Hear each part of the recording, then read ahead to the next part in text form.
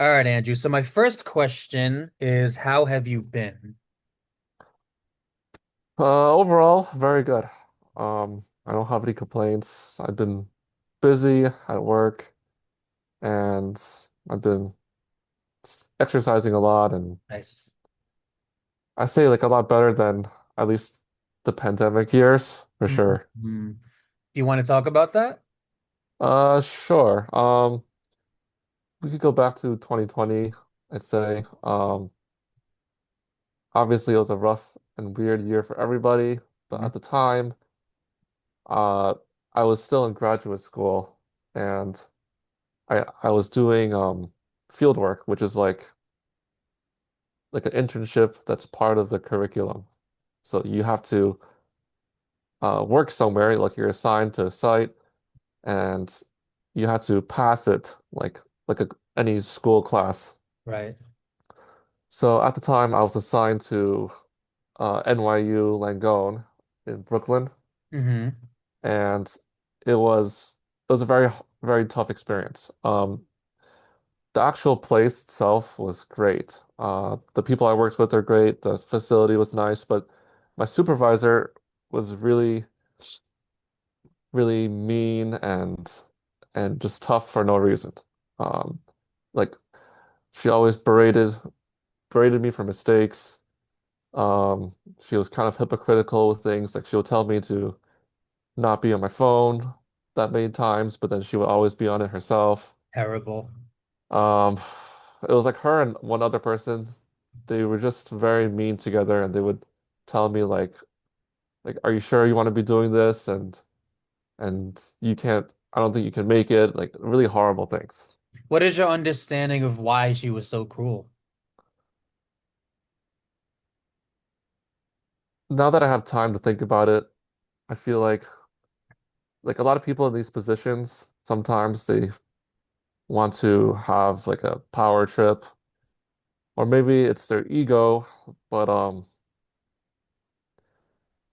they just love to correct people, but not in like your favor. It's just so that they can be right about something and like I have no idea. I It mean, was not fun.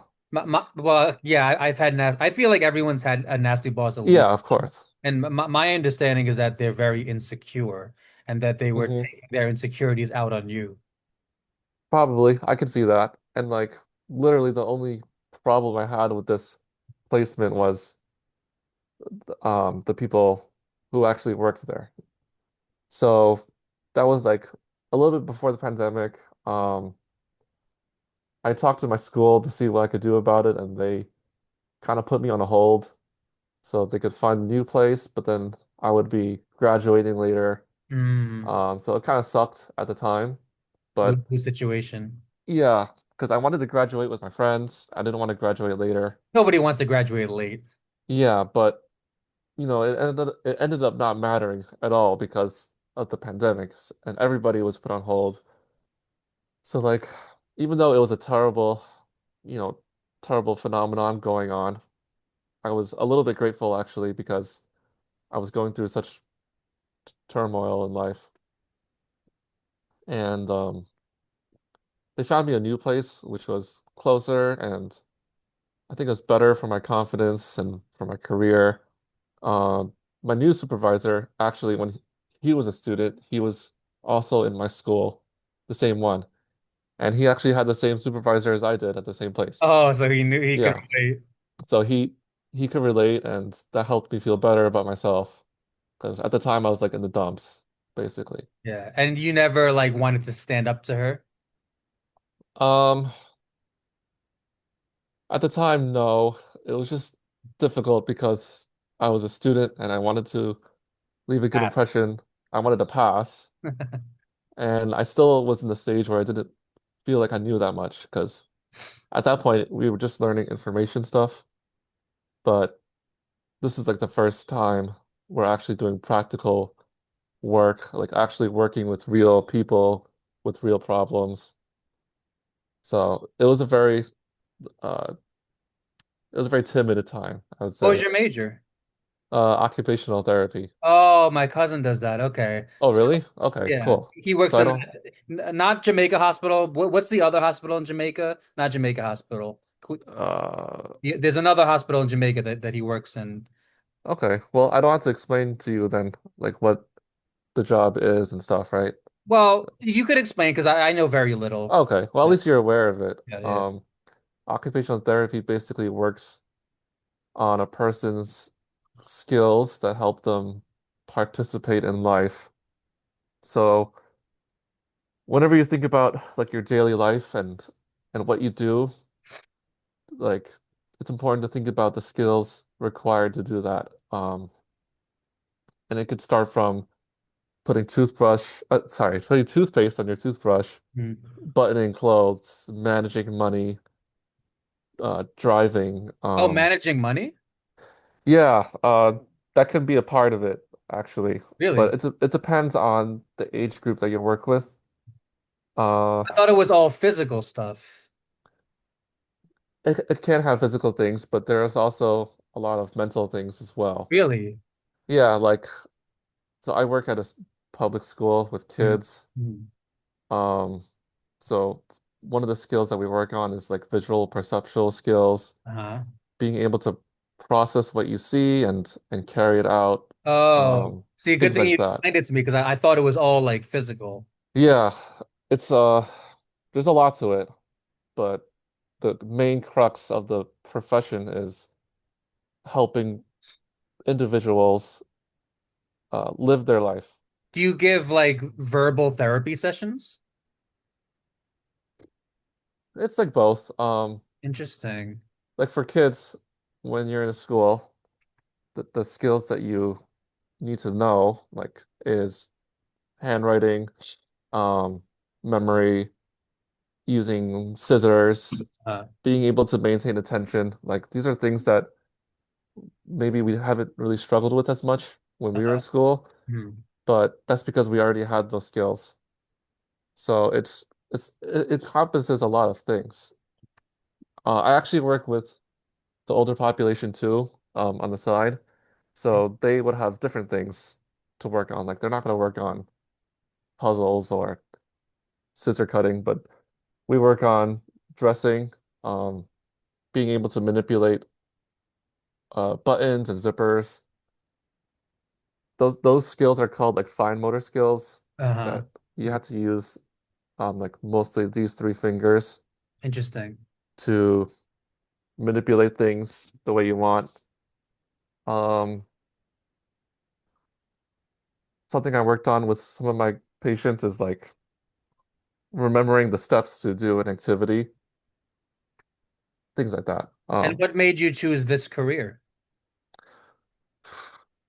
At the time, like maybe like a few years after I graduated high school, I was shadowing uh, a physical therapist, Mhm. and they also told me about OT too, and I knew nothing about it. But it was more interesting to me because it wasn't just like, physical work, like PT.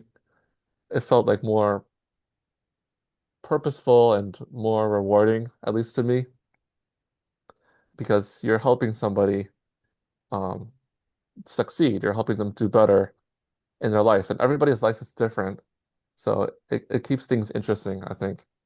I'm still pretty curious about the whole financial thing because I didn't know that you had to. It's like you help them in every single area of life. You That's do. that's Yeah. really interesting. Like the word occupation, I know people think about immediately to think about jobs, Uh-huh. but in this context, occupation means life. And do So you need your master's for that, or does your bachelor's suffice? you do need your master's. So after I completed my bachelor's, I started working on that. But going back to the shopping list, a lot of people can struggle with juggling multiple pieces of information, or they'll jump to a certain step without considering the previous ones. So like one example of a session you can do with somebody who struggles with this is you would go on like a grocery store run with them, but you would explain to them the steps involved in every single thing. Like you really have to. be, uh, be detailed with that. Like, first think about the items that you need, then you can write them down on a piece of paper, and then when you go to the grocery store, then you can have a plan of what you need and what you need to buy. You'll need to bring money, obviously, maybe a reusable bag, stuff like that, so that they can fully understand what entails the task. Because some people, they'll just go to the store Yeah. and already forget what they need. They won't make a list. They won't bring money. Like, you'll be surprised. And I know. Um, And what yeah. is your understanding of why people are like that? Of why some people don't make a list and don't bring money? What is your understanding of why some people are like that? There's different reasons why. Some people just might be um, developmentally or intellectually delayed. Some people don't have enough experience with handling responsibility. Uh, that's why it's important for parents to instill different responsibilities at an early age. Yep. But or some people just have other people do it for them and they never did it themselves. I was just about to say that. So yeah, there's this rule in parenting. If your child can do it, let them do it. I'm not a parent, but I think that's a great rule. I don't know who made it up, but it sounds like a really great rule. It's also the same for elders. If they can do it, let them do it. Do you know who Yeah, Dr. K is? I don't think so. So Dr. K is a psychiatrist on YouTube, and he was talking about a patient he had who had HIV. And Hmm.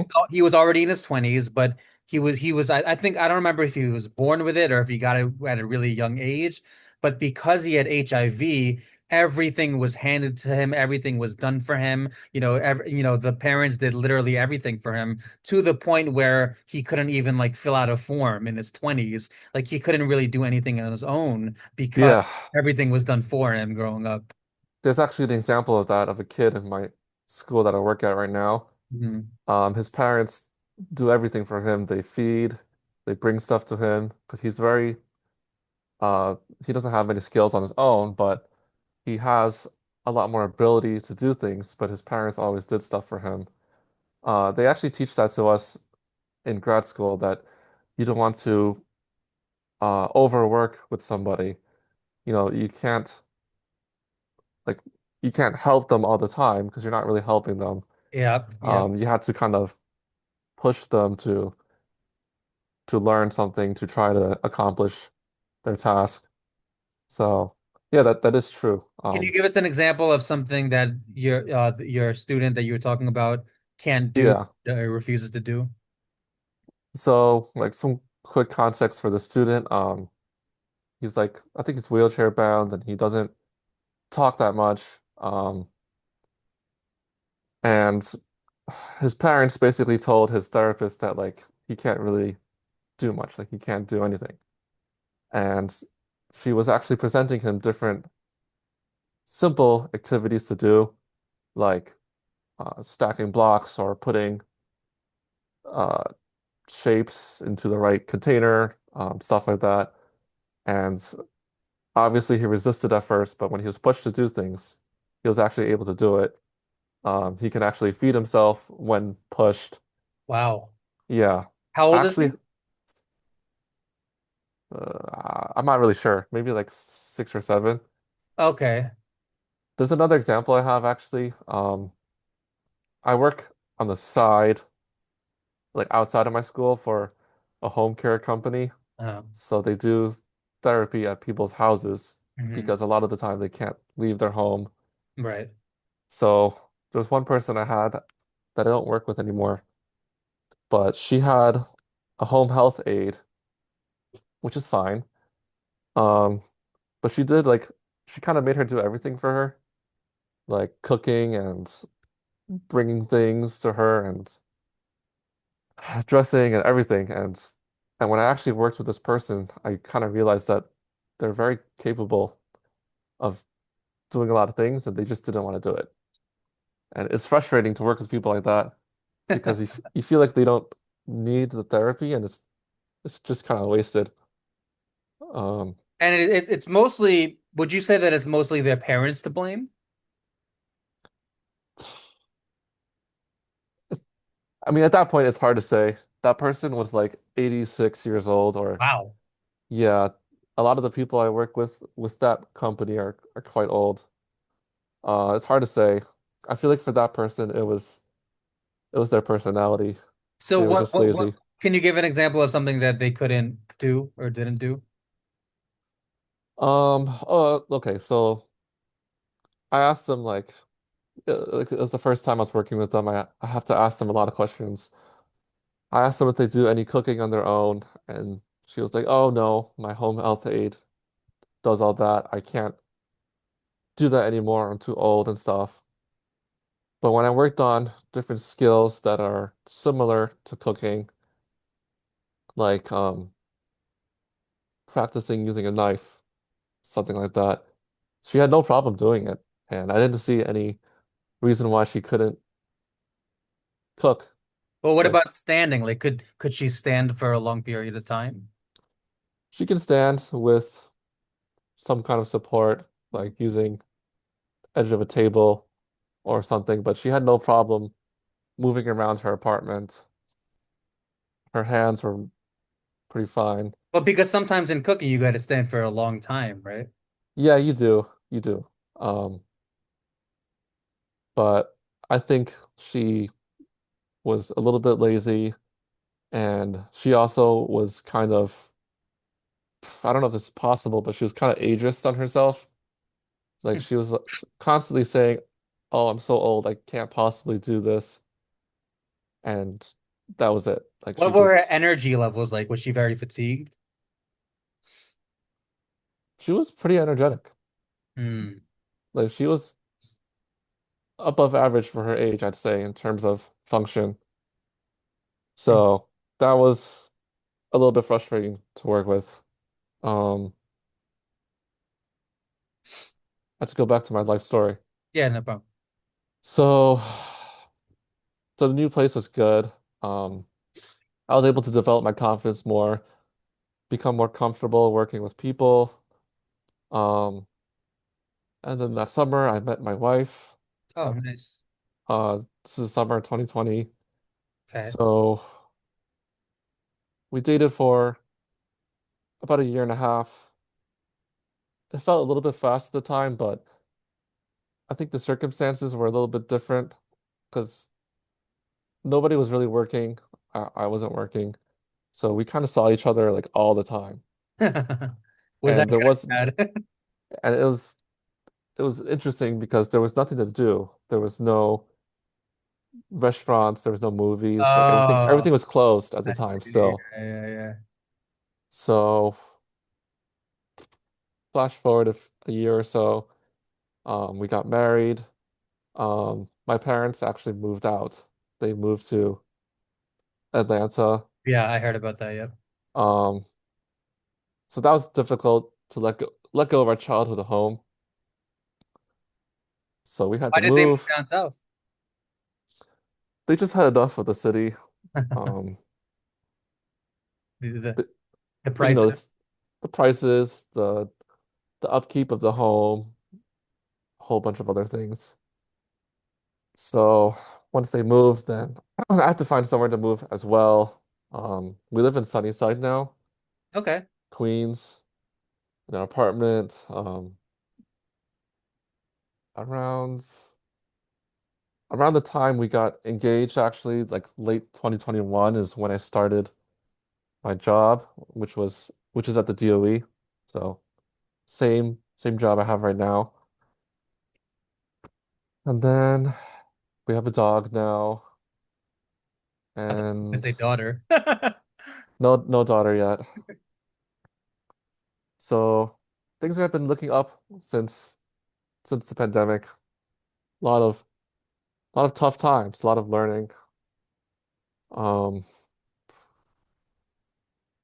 and yeah, every summer we visit her parents here. It's kind of a tradition now. Yeah, so I mean, what I'm hearing is that you have your dream job and you have a great wife. I'm hearing a great life right now. It's a very good job. I have some gripes about it, but ultimately I can't complain. Yeah, and my wife is wonderful. Th Things are a lot better than I'd say grad school years. I always referred back to that, and I always wonder why. But those years from like 2017 to like 2020, they were just very, very difficult, stressful years. Because of your And supervisors. uh the supervisors were part of that.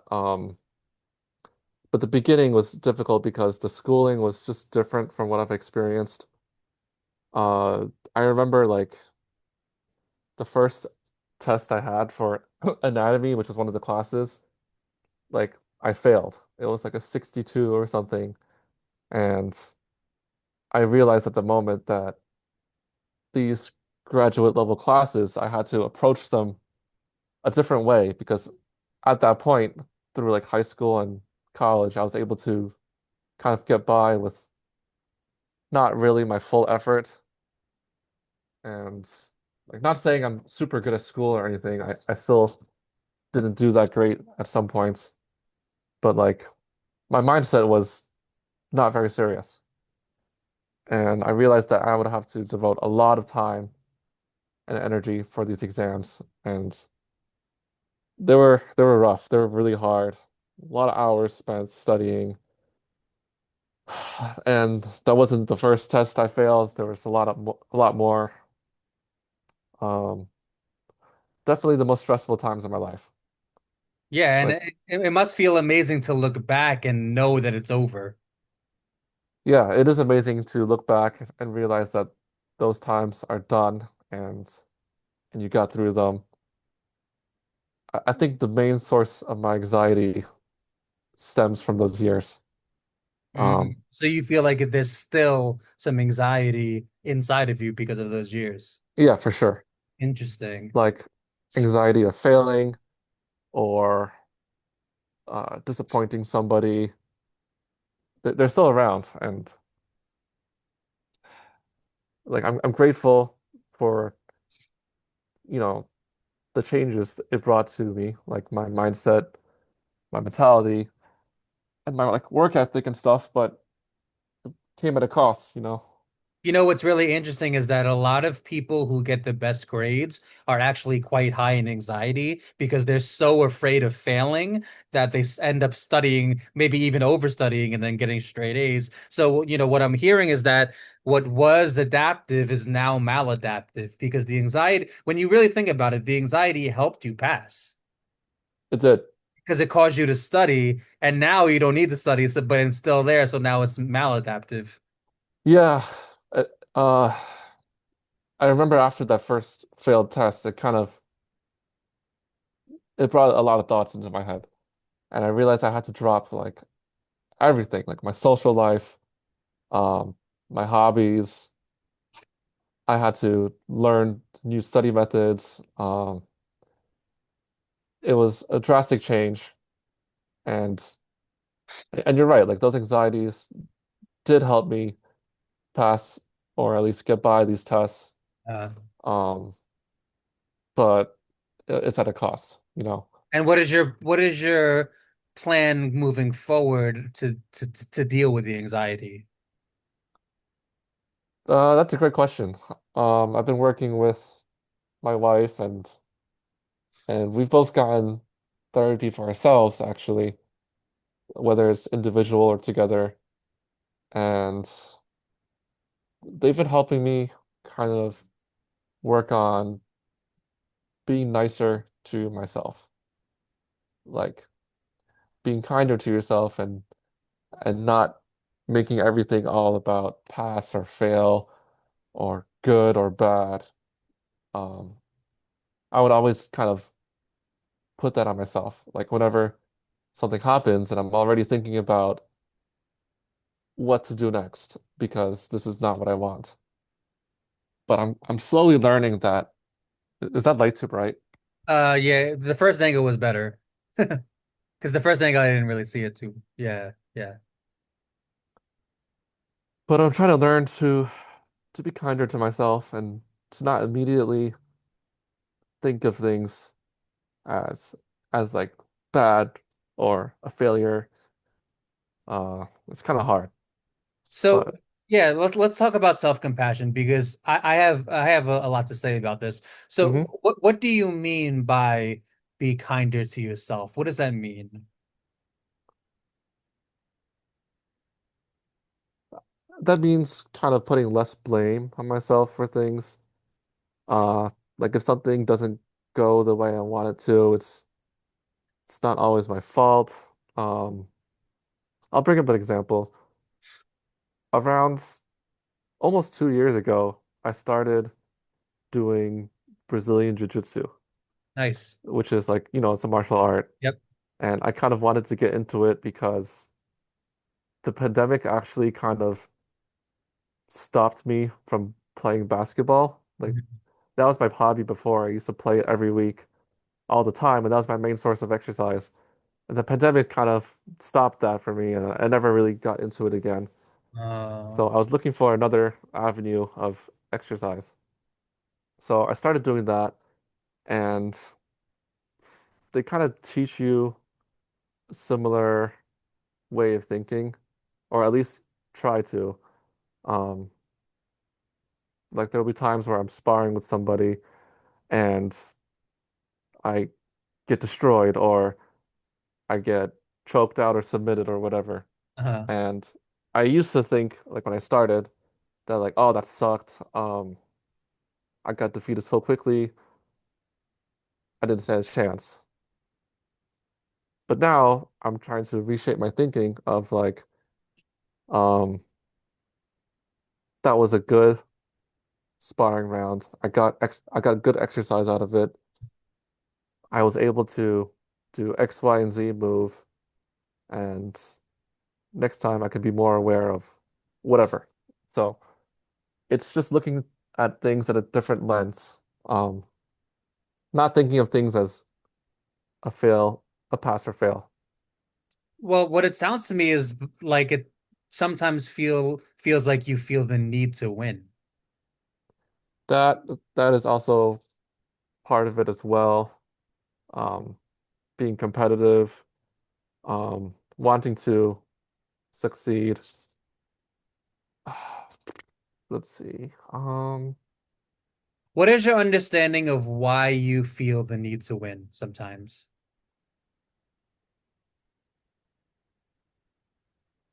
I did talk about this actually, with someone else. One of my fears is being stagnant in life. So I'm fearful of feeling that I'm not progressing, that I'm not getting better at something. Like I always think about myself in previous years, and I want to see myself better somewhere. Yep. So that need of needing to improve or get better causes me to be anxious about not getting better or being stagnant or even worse, regressing.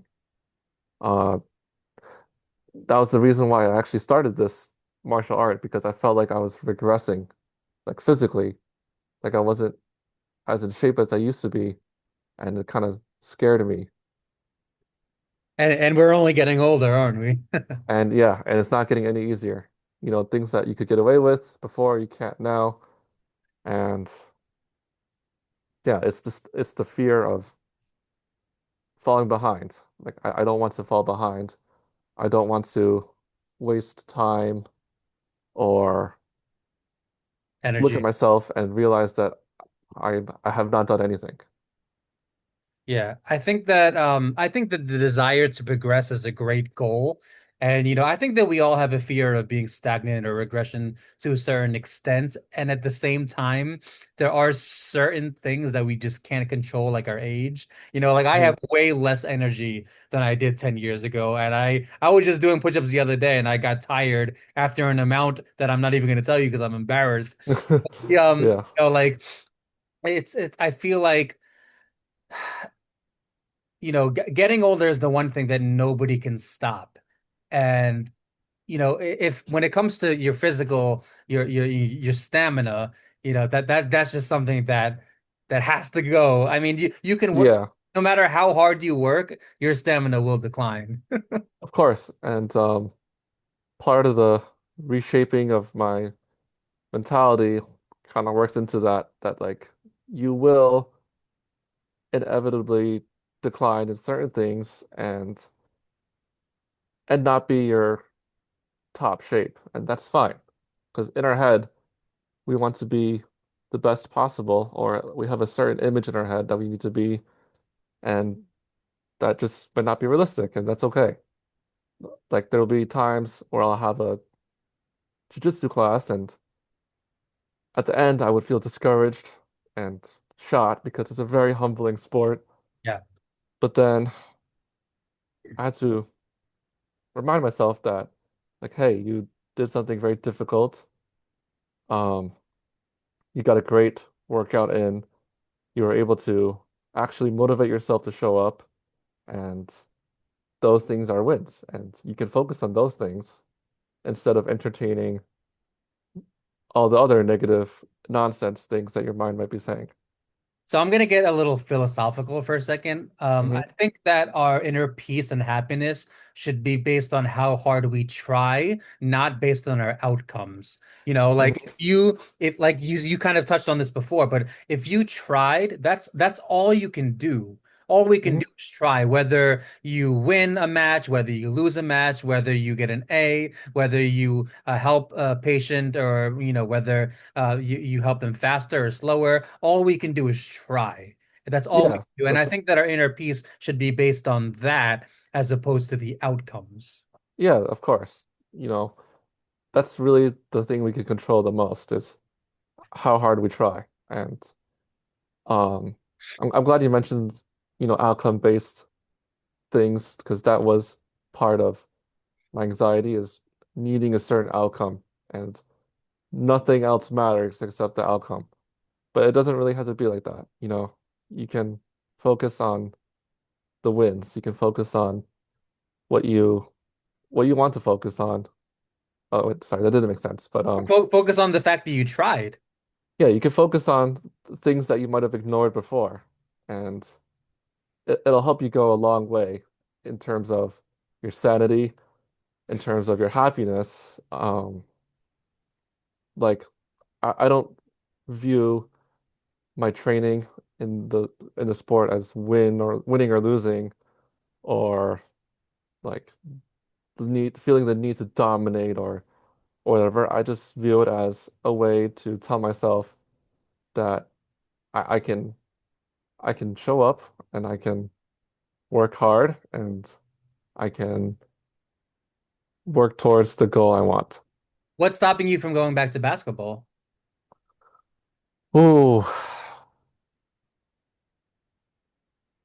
one is accessibility. Um, it's just hard to find a nice place to play and the same people. Oh, because you moved, because your parents moved. Yeah, uh, that and I don't know. I just lost interest in it. Like I still play every once in a while, but it's purely just for fun. Um, Well, what was it for before? For fun, right? yeah, it was for fun also, but do you remember like how like those summer tournaments at Baruch? Yep. Yep. So I played those a few times, and at the time the goal was I was very outcome focused because obviously that was a long time ago, and I just wanted to win and look look good doing it. But I don't know. I got older and lost interest a little bit. My knees hurt sometimes when I play. Hold on, I want to zoom in, and I'm really happy you mentioned these two words. You mentioned the words look good. Hmm. And I want to talk about that because how much, we all care what people think about us. How Yeah. much, how much do you care? How much do you care? Um, what I care about what people think of me is kind of half. Like if it's negative, I can easily block it out. But I do try to earn people's positive thoughts. And and at the time, which was like, I don't know, 10 plus years ago, I did really want that badly.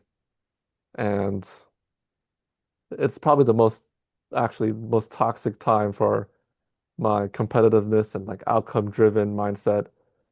Um, I would like yell or hit things a lot. It would affect the way I play. I've never seen you yell in my life.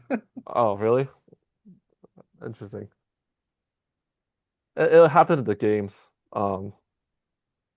Like it got to the point where like my team would win, but I would be still upset. Really? Yeah, I would be so hyper focused on shortcomings of myself. Um, yeah, pretty bad. Yeah. So it does sound like you're hard on yourself. And you said something that caught my attention. You said oh yeah, you said that you're good at blocking out people's negative thoughts. Hmm. And that sounds like a superpower to me, man. Yeah, my wife always says that she like kind of envies that ability. She's like the opposite. She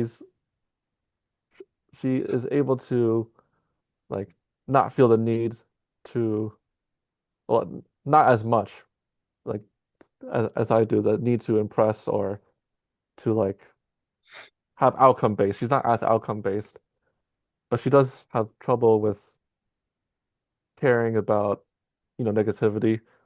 And at least on my end, if somebody has a negative opinion of me, like I don't know how to explain it. I just don't care about it. Yeah. Even if it what so I'm gonna use myself as an example. It's for me it's a lot easier to block out when it's not justified or when it's false. Hmm. It's harder to block it out when it's justified and true. Yeah. Like let's say I made a mistake and I wronged somebody and they have a negative opinion of me.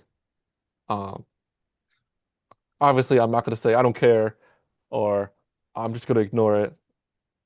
I will work to remedy that and make things right.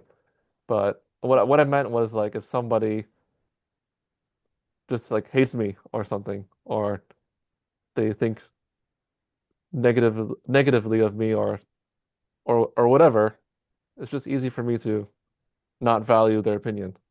Yeah, and what is your understanding of why it's so easy for you? I guess it stems to like how much do I value this person's opinion?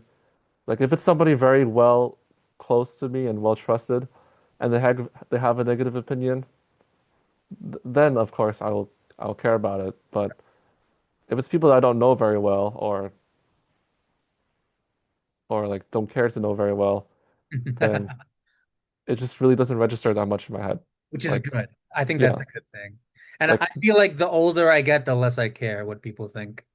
of course, like our head is has a finite amount of space, and I don't want to waste any space on stuff like that. Mhm. Yeah, so it sounds like you are a little bit less outcome based than before. Yeah, at least that's the goal. I'm not saying like I'm completely realized now and I figured it all out. I'm still Yeah. working on enjoying the process and focusing on wins and not making everything about black or white or Mhm. good or bad. I'm just trying to focus on the things I should be focusing on Do you that know will what help. dichotomous thinking is? What? Dichotomous thinking. I think I've heard about it before, but I need a reminder. Well, it's basically what you said, black and white. Black and white thinking, that's called dichotomous thinking. Yeah. Yeah. Black and white thinking is it's good for some things, but really I think it would benefit most people to not think of it, not think of things like that, To see the gray. to see the gray. Like there's some things like murder is bad. Nobody's Yeah. going to dispute that unless you're a But what about psychopath. a military? What about soldiers? See? And then things get more hairier, once you dwell into morals and ethics and stuff. Hmm. For for ourselves, not thinking of things black and white is good because you don't have to pick a side. You know, you can focus on what you want to focus. And so, like I mentioned before with my jujitsu class, like it's very hard, it's rough, it's painful, it's humbling because you lose a lot. And I'm gonna be honest, it's very hard to show up sometimes. I'll be getting home from work and I'll be tired already, and the weather could be crap outside, and I still have to find a way to get my things ready and to be there, No matter how tired you are. no matter how tired I am. And every time I walk through those doors, I try to congratulate myself. Like, that is a win already. Like, you showed up. Yeah. And then, and I just felt happier that way, you know? It doesn't become miserable. Um, I don't feel bad about the outcome of the class, even though it's not about winning or losing. It's just about training and getting better. I'm also wondering, like, if there were any people in your past growing up that was hard on you. Honestly, when I think about that, I just think about teachers. Hmm. A lot of it stems from academics. Were your parents hard on you? Um, I don't think they were like too hard on me. I think they were the right amount of hard. That's great. Um, they weren't like the stereotypical Asian parent. A lot of it is brought on myself, Hmm. and it's good and bad. Hmm. Um, it's a little bit obsessive sometimes, and I'm trying to chill out a bit. Yeah. Uh, And like it's good that you're conscious of that all. yeah, it's important to be aware of it first. Like small short story. Do you remember like like the specialized high schools in New York City and stuff like that? And when I was in eighth grade, I wanted so badly to get into one of these schools because I wanted to look good and I wanted to appear very smart. And the first time I took the test, I got a score that I just was not happy with. Like I was so upset with that score. And then for my freshman year of high school, I was obsessed. I would constantly take practice tests and keep trying to improve in this test because you get one more chance to take it. Right, right. And finally, I eventually did retake it, and I did get into the school I wanted to and transferred out. But it came at a great cost. I was very obsessive with outcomes, and that's all I cared about. I cared about the test score. I cared about the admission into the school, and it was a very happy moment. Like I'm not taking away from that, but it's a vicious cycle. Like once I started the new school, I became obsessed with trying to keep up with the work again because it It was hard. sounds, what I'm sensing is that you've always wanted more. You've always wanted more than you have achieved. Yeah, you like I've always wanted to improve. I've always wanted to achieve more outcomes. I wanted to get more prestige, even though it's really not a big deal. Like once I look back, like none of that really mattered. But I put so much stress on myself and I um I was very hard on myself for no reason. Like it really does not matter. Well, what I'm also sensing, because you mentioned look good again, and what I'm also sensing is that a lot of it has to do with reputation. Yeah, it's reputation, it's accomplishments, all the normal things. Hmm. And I'm trying to reshape my thinking so that I can just focus on personal personal growth and not so much of passing or failing and things like that. And it helps. Like I don't have to view something as a failure. I can just focus on the small stuff and be content with it. Like let's say um I miss a class, like my jujitsu class. Actually there are times last year where I was unable to train because of like injuries or health reasons. Sure. And I'll be hard on myself. Like I could be training or whatever, but I'm not. And I can't. And then I'll be down on myself. But then I would try to do like a modified workout or do something else, like something maybe body weight related, and and call that my workout and be happy with it.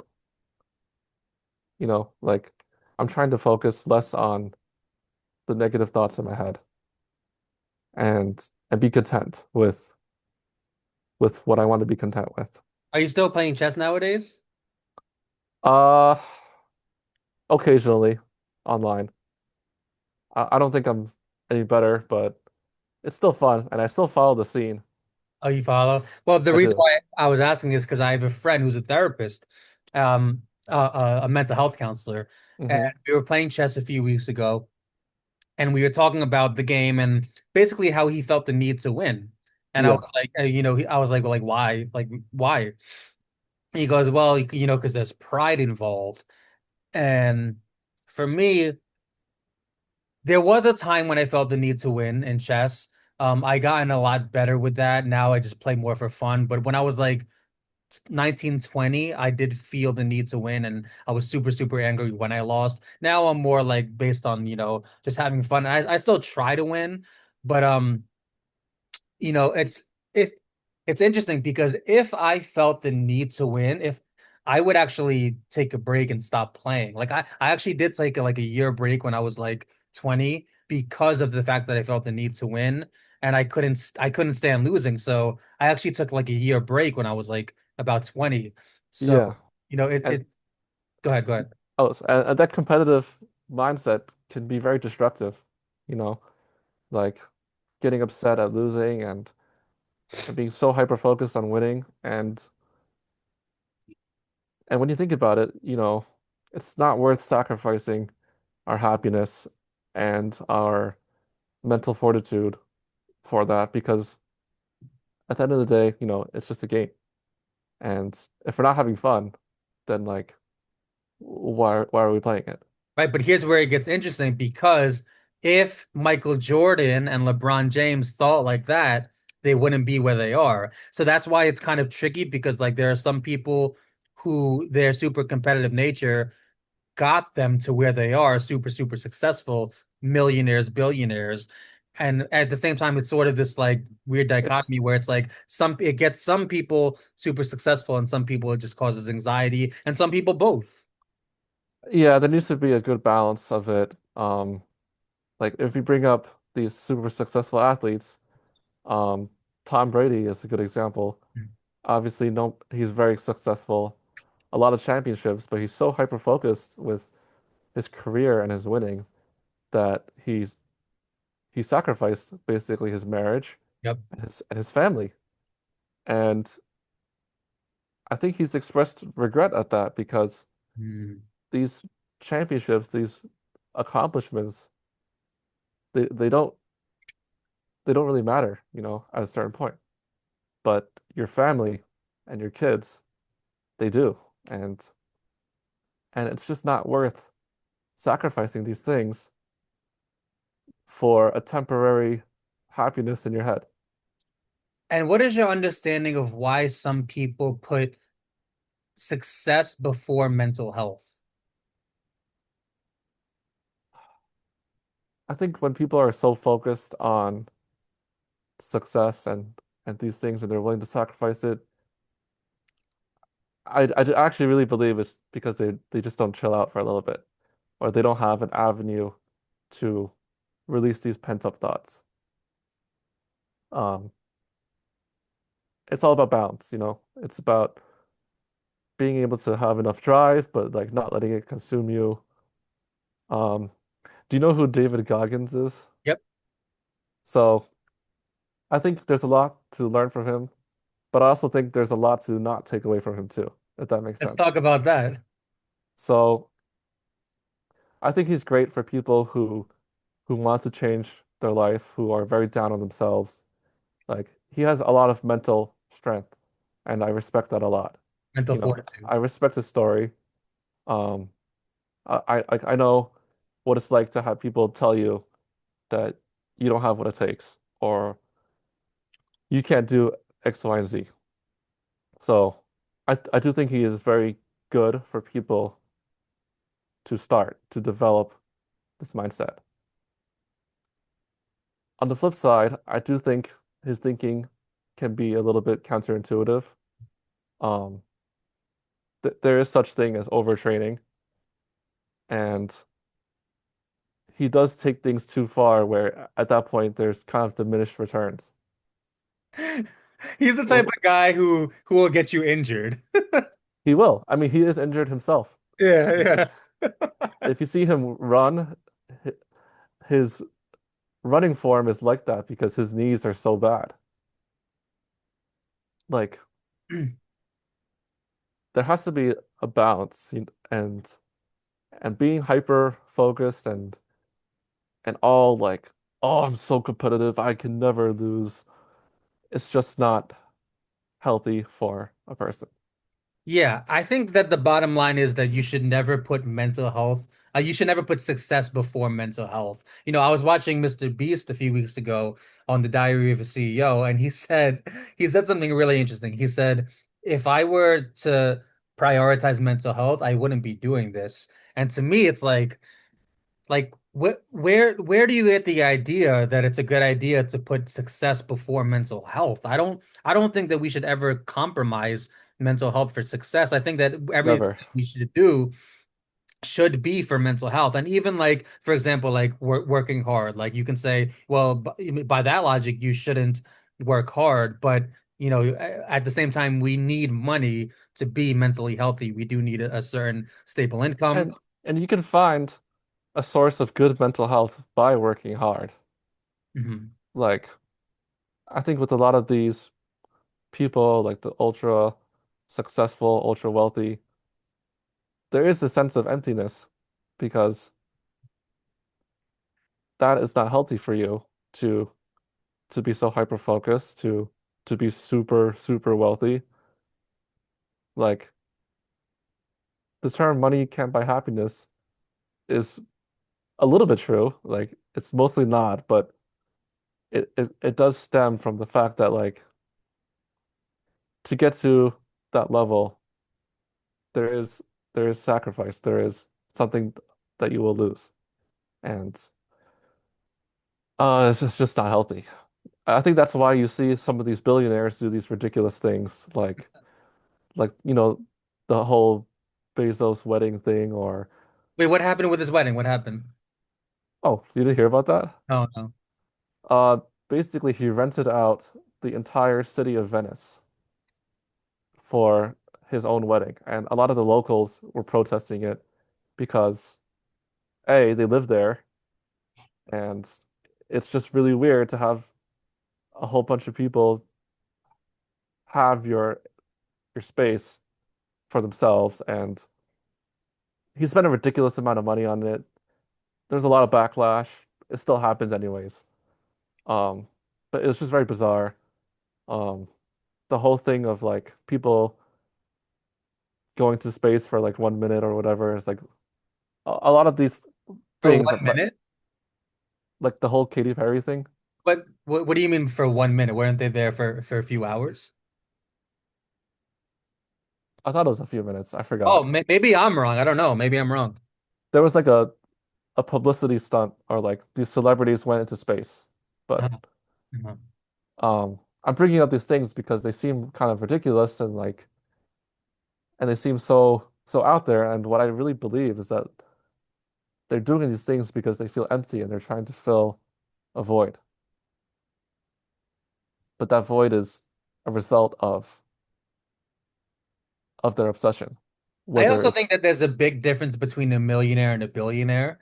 Like, oh because yeah, I am trying to be a millionaire. Like, I don't think that that's a wrong goal. of course not. Being a billionaire is different because, at that point, you just don't need that much money. Like, I don't think there's anything wrong with 5 mil, 10 mil. I don't think there's anything Yeah, of course. that, There isn't like, anything. but But then there's one always mil a is, certain point where yeah, like enough is enough, yeah. Like this is going to sound kind of wrong, but like I read somewhere that 1 million seconds is like a week and like 1 billion seconds is like 10 years or something. Like it's un It's a thousandfold. A billion is yeah, a thousandfold. it's just unfathomable. But that's another topic for another time. Um, Yeah. I mean, we did cover a lot. I do have to head out to New Jersey. Is mhm. there anything else you want to say before we wrap things up? I guess like the main thing I want to say is that for everybody's like mental health, it it is okay to take breaks, to be nicer to yourself. It's okay to not achieve the outcomes you wanted. Like it's okay to fail something, but you can relish in the fact that you tried or studied really hard and take away with that, you know. Yeah. I'm just gonna add on to that. It is not okay to put success before mental health. I don't think that anybody should put money and success before mental health. Yeah, So it's not. that's a great takeaway. Andrew, it was great talking to you, man. Yeah, it's great talking to you. All right, man. We'll have a part two sometime. Of course. Have a good one, man. Take care. Safe travels.